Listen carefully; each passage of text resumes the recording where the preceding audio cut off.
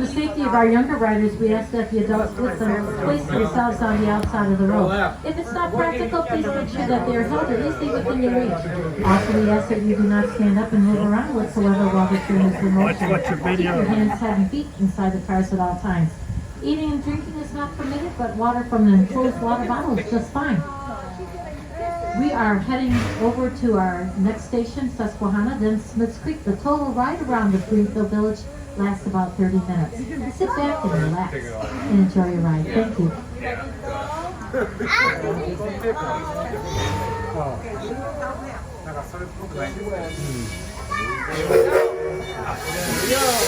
Who wants to buy the Leonardo and Mark in the same sense of making sure that you came on board in a safe place?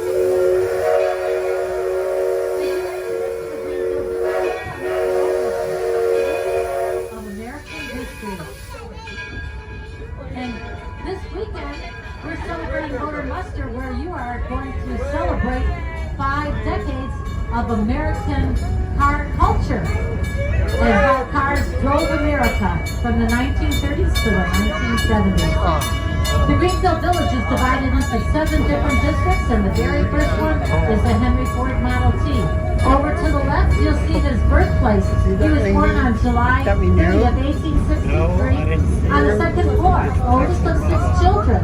After visiting the farmhouse, walk over to the Ford Motor Company and learn how he came up with that vision of a motor car, the Model T in 1908. It changed the world of transportation forever.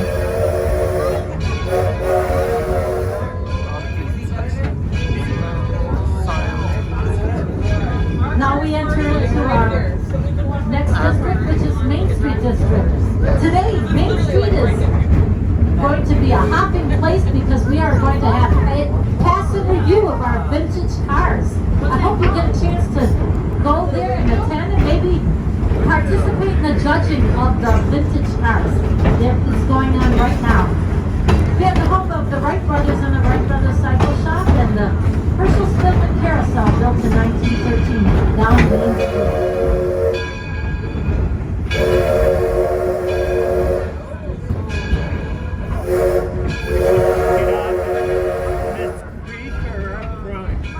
The statue of Thomas Edison takes us into Edison and Works District.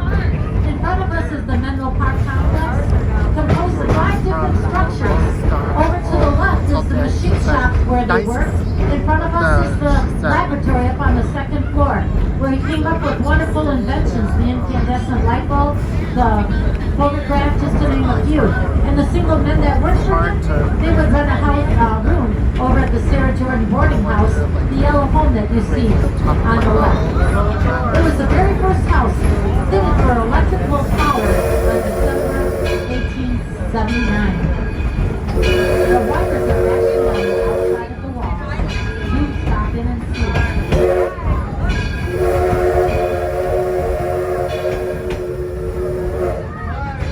Welcome to Porches and Parlors. Here is a place where we have the home of some famous and ordinary people. We have the home of William McGuffey. He's the person who came up with that idea of a reader that would change the world of reading, that many people learn how to read using that. We also have the home of Noah Webster. He's the person who came up with that American dictionary of the English language. And as you can hear, music is underway. That's the 1970s area.